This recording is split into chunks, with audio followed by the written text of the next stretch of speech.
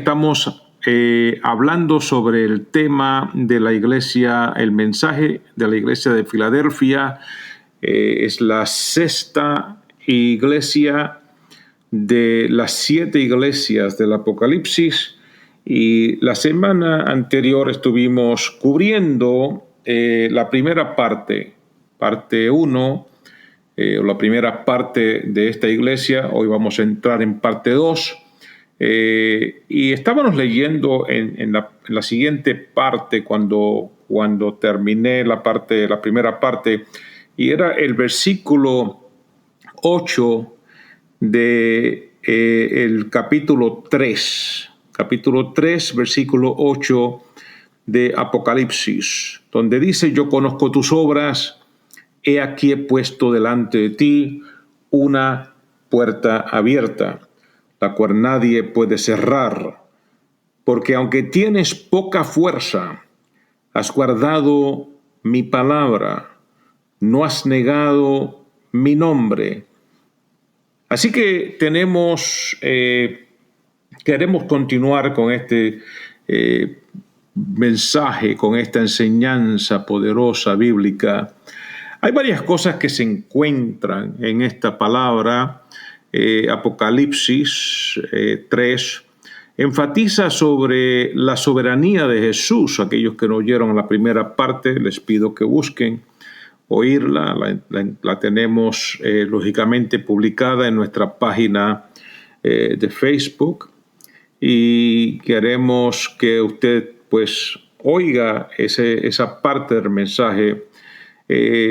Enfatiza sobre la soberanía de Jesús, la autenticidad de la fe, la vindicación de los creyentes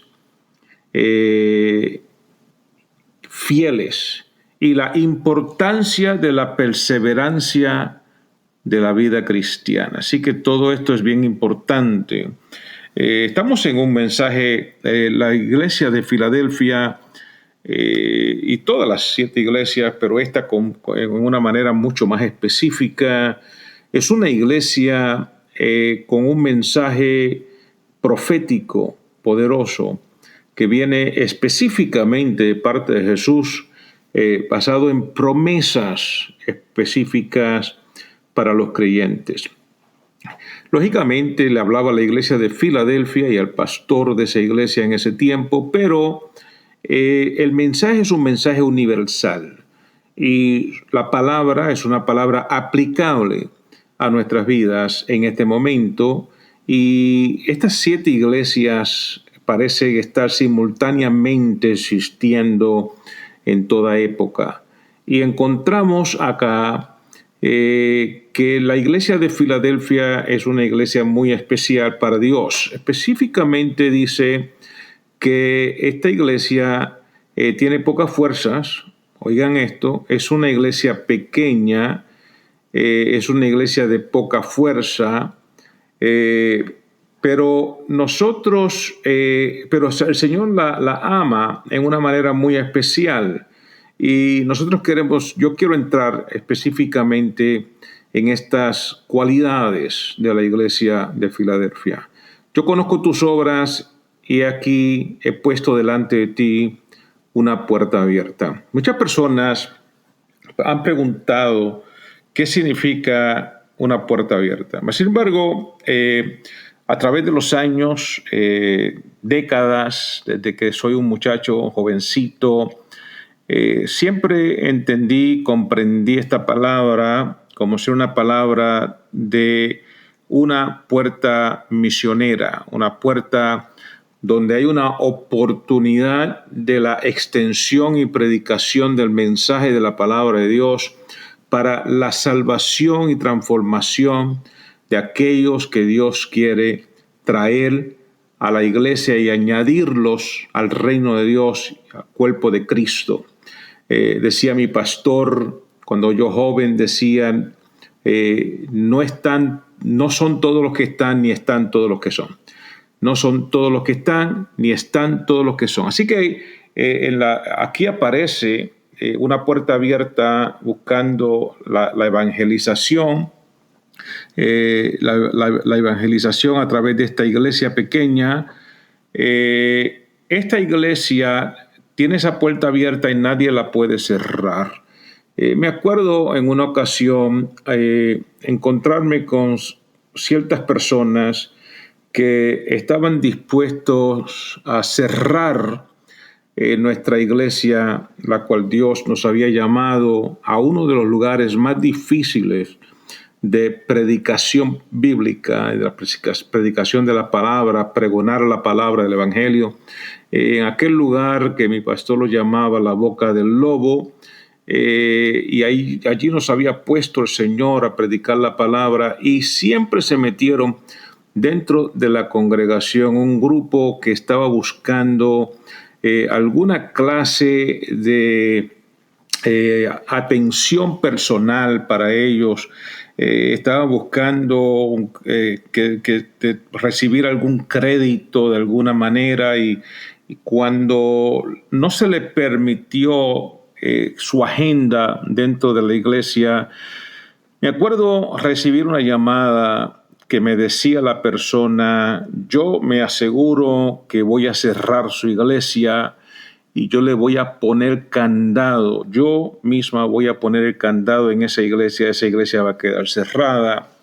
Es interesante que esas palabras las dijera alguien en este tiempo, en esta época en que estamos viviendo, pero por la palabra del Señor yo le establecí que la puerta que abre el Señor no la puede cerrar ningún ser humano. La puerta que Dios abre no la puede cerrar hombre o mujer. La puerta que Dios abre permanece abierta, porque el único que tiene la llave de abrir y cerrar, que tiene la llave de David, es nuestro Señor Jesucristo. Así que cuando usted es llamado al ministerio, y usted es llamado a la predicación de la palabra, y usted es amado por el Señor, y usted guarda la palabra. Oiga lo que dice. Dice que una puerta que nadie puede cerrar, porque aunque tienes poca fuerza, has guardado mi palabra y no has negado mi nombre. Ahí está el asunto de lo que estamos hablando. El Señor está mirando que hay pocas fuerzas, y cuando hablamos de fuerzas, hablamos de la capacidad, muy bien, la capacidad financiera que tiene una iglesia, que tiene un cuerpo de Cristo en una comunidad específica. Es de poca fuerza, de poca potencial, o de poco influencia, por ejemplo, política, no tiene estatus social, no tiene liderazgo dentro de la política, o dentro del contexto sociopolítico en el que se encuentra. Tiene poca fuerza, pero aún así esa iglesia se mantiene guardando la palabra del Señor, haciendo la voluntad de Dios.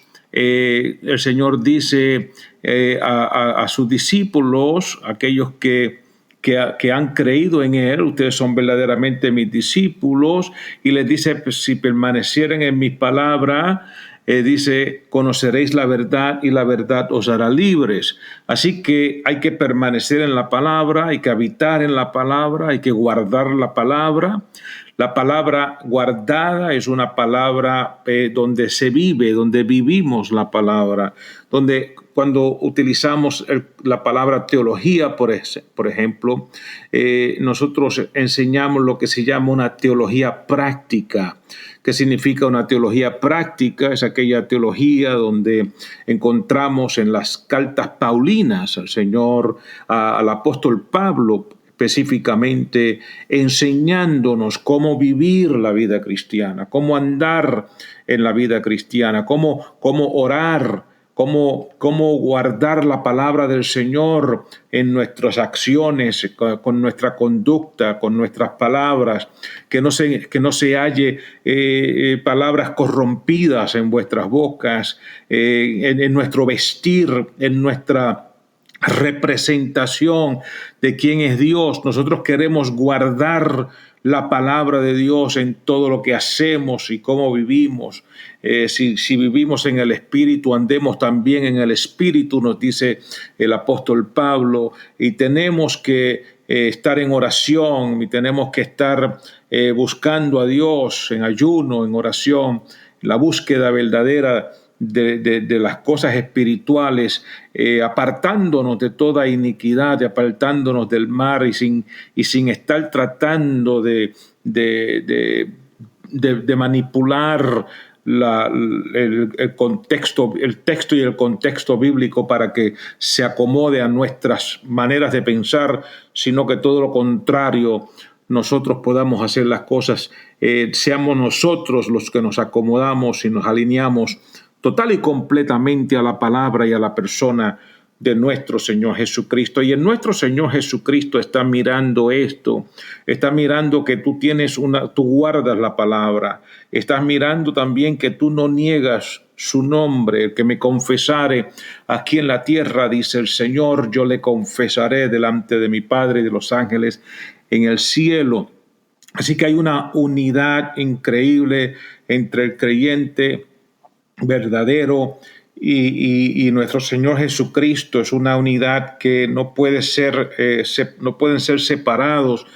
Son uno verdaderamente. Cristo y la iglesia es una. Y entonces estas personas que guardan la palabra y que no niegan el nombre de nuestro Señor Jesucristo, sino que con orgullo reconocen que pertenecen al Señor y que han sido sellados con su nombre. Estas personas, a pesar de sus pocas fuerzas, si estamos hablando fuerzas políticas, si estamos hablando fuerzas financieras, si estamos hablando de cualquier clase de influencia social, no importa cómo se consideren estas fuerzas ser, dice aquí que son pocas las fuerzas que tiene esta iglesia, mas sin embargo, a pesar de sus pocas fuerzas, tiene una puerta abierta que nadie puede cerrar. Hay quienes han querido cerrar a esta iglesia. Te voy a decir quiénes son. El versículo 9 dice: he aquí yo entrego de la sinagoga de Satanás a los que se dicen ser judíos y no lo son, sino que mienten. Y aquí yo haré que vengan y se postren a tus pies y reconozcan que yo te he amado. Así que encontramos aquí, cuando oímos, he aquí yo entrego de la sinagoga de Satanás a los que se dicen ser judíos y no lo son.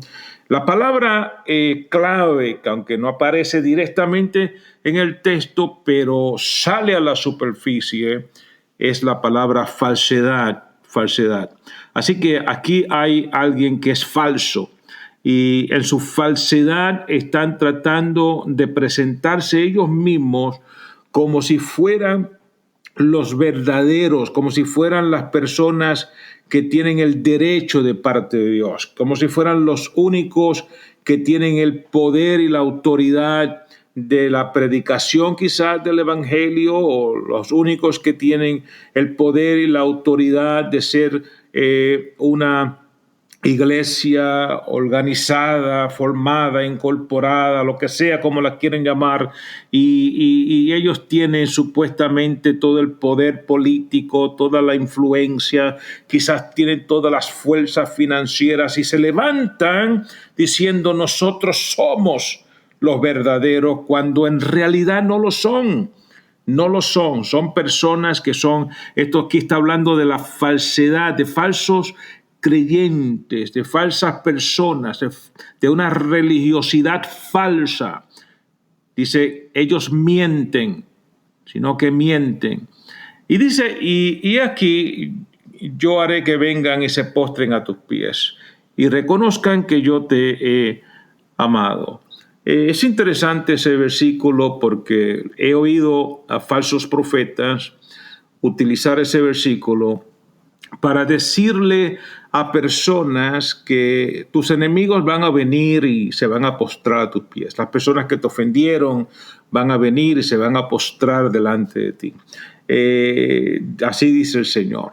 Y así continuamente lo que hacen es que como que forman una especie de una cristiandad llena de orgullo y de un pecado increíble que se forma a veces dentro de las iglesias. Esto está muy lejos de lo que Dios realmente está diciendo y está hablando en este lugar. Hay personas que dicen, no, mi esposo tendrá que venir y va a tener que postrarse a mis pies. Hay personas que dicen, el pastor de la iglesia va a tener que venir y postrarse a mis pies. La palabra me lo promete. Ninguna de esas cosas son verdad. Si nosotros fuéramos a buscar que las personas que nos ofenden se postren delante de nosotros como si nosotros fuéramos un Dios o como si nosotros fuéramos a recibir alguna clase de adoración, serían miles de personas, en mi caso, que tendrían que estar postrados a mis pies. En ninguna manera existe eso. Nosotros no recibimos la postración de nadie. Aun cuando el apóstol Pedro quiso postrarse a los pies de un ángel, el ángel le dice, no, levántate porque yo soy consiervo tuyo. Y nosotros somos consiervos los unos de los otros y nosotros no estamos jamás y nunca buscando adoración, y el Señor nunca va a decir que nosotros vamos a recibir adoración de ninguna persona. Dice que solamente a tu Dios adorarás y solamente a Dios, a Él servirás. Lo que quiere decir que no existe seres humanos, creyentes, hermanos de la iglesia, que tengan, no importa la posición que tengan, ellos no pueden tener de ninguna manera una posición donde reciban adoración. Pero ¿qué entonces está diciendo el Señor aquí? Está diciendo que ellos van a reconocer que yo te he amado.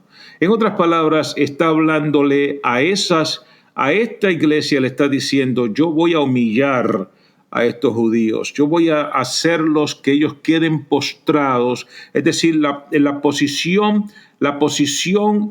del estatus de estas personas delante de Dios y aún delante de los hombres va a ser uno de humillación por haber sido falsos y por haber venido en contra de esta iglesia pequeña, de esta iglesia de pocas fuerzas.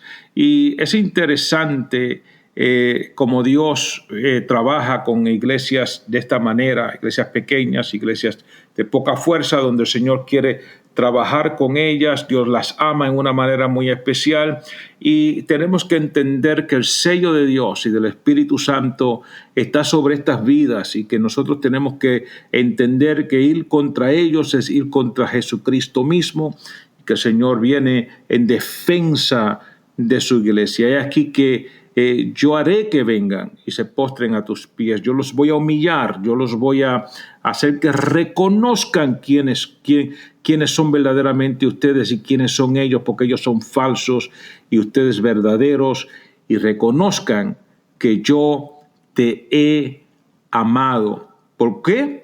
Por cuanto has guardado la palabra de mi paciencia.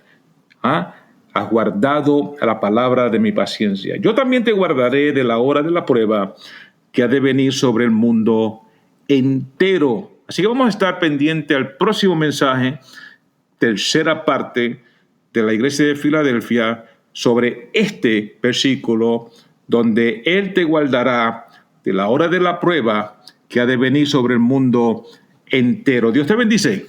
Yo soy el pastor Edwin Malavé.